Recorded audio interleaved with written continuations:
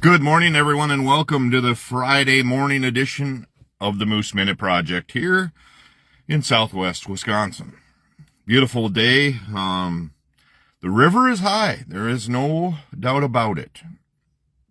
The park here in Boscoville, the water is just about to the observation deck of the patio they built. Nice park, by the way, if you ever get through this area in Boscoville. They did a nice job at the boat access. I shouldn't call it a park because there's not a whole lot there, but you can fish around the banks and do that stuff. Nice job they did redoing that. So, welcome to the Moose Minute Project. And it's about bowling today. It's the first time that I have been called a Neanderthal in a bowling page. And they don't even know me. So I did reiterate that I am 6'5", 275. So I'm kind of built like a Neanderthal. Some may think that I bowl like a Neanderthal. I'm kind of big when I'm on the lanes. You can't miss me, by the way. So, how it all started. Let's go back to what led me up to this story. So, 40 years ago, boy, that sounds like I'm old. 40 years ago, I was actually 42 years ago now, I started bowling at an 8-lane center, wood lanes, hand-oiled. Just started bowling. Kind of liked it. The current bowling alley owner was very nice, and then he sold to who became one of my mentors and coaches, and his family, and his dad also was one of my mentors, Tom Bruss and Sherry. Sherry ran one of the best kitchens around. Still probably, I would have to say in my mind, top 10 cheeseburger baskets that you could ever have. They were phenomenal, and they were well known for it. So, I have been bowling for 42 years. That makes me 50. I have taken breaks on and off. I bowled at St. Cloud State for in the college realms, not anything because I was really good. I was okay. I'm an okay bowler. Okay? I'm still learning today. Averaging 200. I've averaged pretty much 200 now, at least since I moved to southwest Wisconsin. Back when I was younger and in my high school days and even early colleges, that average was pretty significant, but we were bowling on wood lanes that again were hand oiled, some with a cow fly sprayer kind of thing that just smeared the oil. And Tom did a phenomenal job making sure the shot was very consistent, or at least tried to. And you have to remember ball technology back then was pretty much urethane was really it. And then the resins started to hit.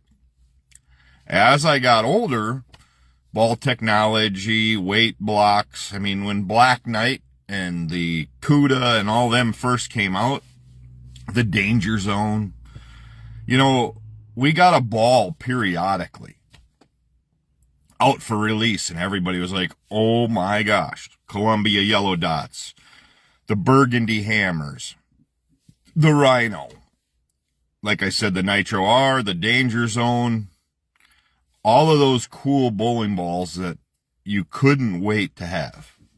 And you had to wait a hell of a lot longer than you wait now for technology, because now it seems like there is a new ball every 3 days. So there is all kinds of technology, and so that's why for me there will be, if you're going to talk about GOAT in bowling, you're going to have to go back to those days when bowling was a hell of a lot harder. Don Carter, Marshall, Holman. You have to look at back to those, Norm Duke, whoever you want to look at, Walter Ray. That's the people you're going to have to look at. Mark Roth. I mean, you're going to have to look at those types of bowlers for the GOAT. Now, back to the Neanderthal comment of yesterday on the PBA. So I'm a member of the PBA page because, of course, I love bowling. And it helps a ton for me just to keep up on things. I like to see it. I like stats. I like to see these guys are averaging 230, 235 for tournaments. And through the year, EJ Tackett's averaged 231 the last 2 years or a little bit better, which is crazy to me on all these patterns that they're playing. So, needless to say, the big all-star weekend this weekend is here in Wisconsin, and they are doing a one-hander versus two-hander competition. So, I am a one-handed bowler. I am friends with a bunch of two-handed bowlers. Okay? I respect both games. I will always cheer for one-handed bowlers because I'm a one-handed bowler. I am always going to root if EJ and Belmo go together or go against each other. I'm always going to root for EJ. Or if there's any one-handers in the finals versus two-handers, I'm always going to root for the one-handers. Well, they posted on the PBA website about this competition. And I said, one-handers for the win. Right after that, my name got mentioned, so I click on it. And it's a gentleman that says, Chris Gerber, you are a Girl Scout eating Neanderthal.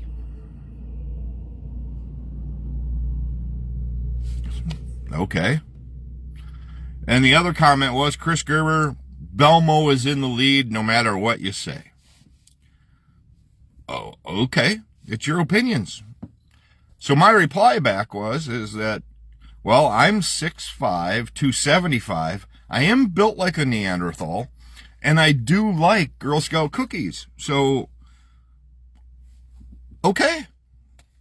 And he goes, well, if you are not open to two-handers bowling, then you have severe problems and basically are a jackass. Well, nowhere in that statement did I say I hate two-handers.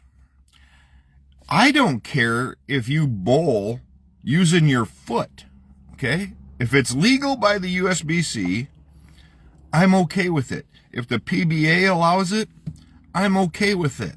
If you're not breaking any rules, no problem. Like I said, I'm friends with a bunch of two-handed bowlers. Last night, I watched a two-handed bowler throw a 750 on our league. Congratulations, and everybody said congratulations to him because that's a huge accomplishment. I don't dislike two-handed, but I'm not going to cheer in the finals for a two-hander to beat a one-hander because I'm more of the traditional style bowling. And Belmo, he's been on top of his game. He was for a few years. He was the number one, and even he now says that, yes, he wants to be known as the best in the world, which I'm sorry. Again, the GOAT topic cannot be done with anybody. Once we switch to synthetic lanes, we have all the oilers that set up everything. It doesn't work. Okay? So for me, to be being called a Neanderthal because all I said was one-handers for the wind on a PBA on their website, and the guy's like, all offensive that I'm closed-minded about this two-hand. I'm not closed-minded. I bowl with some really good one-handers, and I bowl with some really good two-handers. I don't give a shit which way they bowl. And again, call me a Neanderthal, Girl Scout eating, whatever you want. That's what the guy, I'm kind of actually depressed that I didn't get more negative name than that. I mean, unless he looked at me and said, that guy's huge, so maybe he's just a Neanderthal. And like I said, when I'm bowling, I'm kind of big. I can't help that. I can't hide. I can't blend in with everybody. I don't blend in very much. I mean, I was up at state bowling, and there's two guys standing at a doorway. I walk to go to the restroom and come back, and that guy's, as I'm walking by him, I hear him say, holy cow, that guy's really freaking big. I get that. Again, 6'5", 275. I don't hide, okay? I'm not petite. But on a statement of one-handers for the win on a PBA website, and then I get the backlash of I'm very close-minded, I'm a Neanderthal, I'm not very nice to people because I need to be more open, all over that statement. Nowhere in my statement, and it was that literally, one-handers for the win. Nowhere in that statement did I say the two-handers should go pound sand, or the two-handers get better advantage, or what, because it's irrelevant. It's bowling. We all bowl in the same conditions. I bowl against girls that average 220, 225, and they're damn good. I've bowled against guys that are one-handers. Left-handers, to me, still have an advantage because there's not as many of them. You know, how many left-hand two-handers do you see? Not very many. So, it's just funny. I thought it was funny last night. I did shoot 611 last night. I went 203, 205, 203. Had 4 opens all night. 3 of those were splits. And they were not little splits. They were big. And I left 5 10-pins and I picked them all up. See, so I was in a really good mood when I saw my Neanderthal comment, which made me laugh even harder. And when you give 70, 80 pins a game to a guy, head to head, and he shoots 130, 140, it makes things hard. And when I average I'm averaging only 198. So I was pretty impressed with myself last night. I didn't even swear, except when I left my last 10-pin. I just couldn't carry anything. And it's okay. But these two-handed guys, they get very offended when you say go one-handers, because their worshiper is Belmo, and Belmo is very good. But let me in on its secret. There's a one-hander that's going to have just as many good years coming up, and his name is E.J. Tackett, and he's very good. Yeah, that's all I'm going to tell you. And Belmo, good luck on your trek to try to be the best bowler ever, as you made that statement when you said, yes, EJ's number 1 right now, but I want to be known as the best bowler ever. Until you surpass Walter Ray's wins, I'm not even going to mention it, because that guy is sitting on top of the win column. I give a shit less about money, because we were talking about this last night. The ability to make money on the tour is a whole lot easier now than it was when I wanted to be on the tour 30 years ago. My goal was to be on the tour 30 years ago. But and nothing against my parents at all, but I didn't have quit your job, go on the tour, and try to make it money.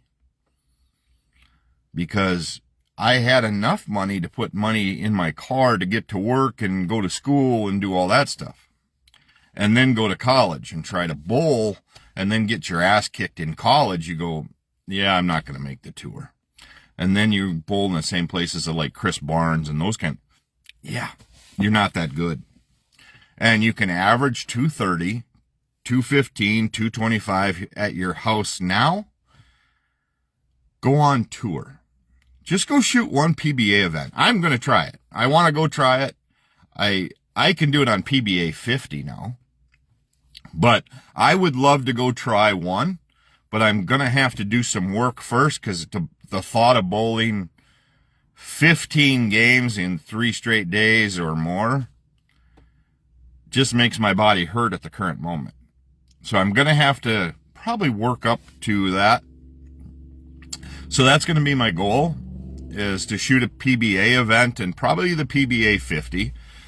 But I think it'll still give me the opportunity. I got to raise $500 first, and then basically plan on donating that. So instead of doing like 10 trips to the casino and donating $50 a trip or $7, I just have to put it in my piggy bank and save $500.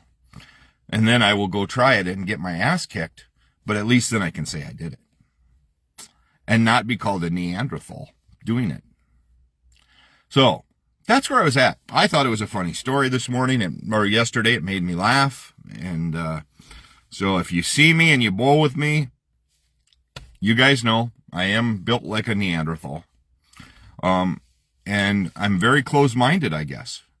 But I know tomorrow when I bowl in Boscobel, a lot of my friends that are two-handed bowlers, well, I shouldn't even call them friends, because they don't really tell me they're friends. That's the other thing with guys. We don't really just say, hey, friends. We hang out, we laugh, and we get along. So we're really good acquaintances, I guess. But I will be in Boscobel tomorrow, bowling. Never know if it's going to be good or bad. I've never bowled there. I know a few of my friends that have bowled there, and one of them, again, is very good. I bowled with him at state. Mr. Ken Nix Jr., and I think he shot 7 something, which 7, when you bowl 700 in bowling, no matter when you do it, it's really good. So 750 club, like Mr. Morris hit last night. Congratulations, Jake, by the way. He's built like a bowling ball, and he throws the ball very well for a two-handed bowler. So see, that was because I ate some Girl Scout cookies and became better about my attitude.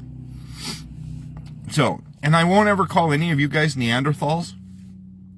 But we'll be there tomorrow. A whole shit ton of us bowling tomorrow. There's 3 shifts, 9, noon, and 3. I bowl at 3. For the super roll-offs. It's like a big deal. Last year, we did very good at it. I'll be there with the Keisters and Leb. I can never remember the guy. I think he just won the house championship at midweight, is the other guy that I'm bowling with. Lisa always carries the team. That's just how it is. She's very consistent. She'll carry the team. I have ultimate faith. And Brian and I will act like we're lost. And Leb will laugh and joke and get on fire. And it'll be a lot of fun. And then we see if we make the cut or not.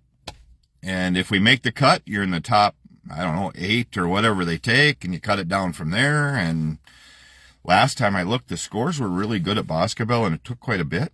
But I'll show up and have a good time. And how the pins fall, let's say, is how it'll be. But again, last night shot 7-11 or 6-11. 6-11. I'm extremely happy. If I can hit 600 every night I bowl, I am extremely happy. So, thank you for all tuning in today. And from this Neanderthal to all of you great folks, even the two-handed bowlers, I wish you all a great weekend. Those bowling tomorrow, if you're bowling against me, may you stub your toes before you bowl. No, just kidding. I'm just kidding. There'll be plenty of beers consumed tomorrow. Not by this guy. I'm trying to get a few things in shape, such as my numbers. So, I have lightened up excessively on that. And, yeah. But you never know. Neanderthals don't follow rules. So, but it won't be tomorrow. So again, thank you guys all for tuning in. I appreciate it. Like I said, it's just me rambling on. The Moose Minute Project is really to do something for me to keep my brain working and functioning, and then also to keep my mom in memory as far as the second annual Marcy Strikeout Alzheimer's Baker Shootout, November 8th. Man, it's coming, and I can't believe it already. We're only 7 months, and we're back at it on the lanes again. We haven't finished bowling yet this season, which, by the way, there will be a new team on Thursday nights coming in, and I am looking forward to it at the Phoenix Center. Our team kind of busted up. One player went this way, one player went that way. We picked up a player. So the Wheatons and I are still together. We have a brand new sponsor, so that's going to be awesome. Can't wait for that. And I thank Ryan Jones for that. Jones Chevrolet. If you're looking for a vehicle in town, Ryan and Jones Chevrolet does huge for our community. He invests a lot of money in the community, and he picked up our sponsorship for next year. So Jones Chevrolet will be our sponsor for Thursday nights. And again, Ryan, thank you very much. Appreciate it. Appreciate you for what you do for my mom's tournament as well. And if you want any updated information, there is an event page for my mom's tournament on Facebook. I've invited all my friends that I've been with. If you go on there and at least click on it that you're going or you're interested, you'll see the updates, and we'll go from there. Have a great day. Take time to bless somebody today if you can, with all the negativity and everything else going around and being called Neanderthals and whatever. Take time to bless somebody's day today, and we'll talk Monday morning after the weekend tournament. You'll hear more about Bowling Monday, I'm sure. So have a great day. Enjoy the weather as best we can. I guess we're going to have it up and down. But for everybody bowling tomorrow in Boscoville, good luck. I wish you the best. I hope you all shoot great. If you all shoot great, I focus more. I try to shoot better. So have a great day. We'll talk later.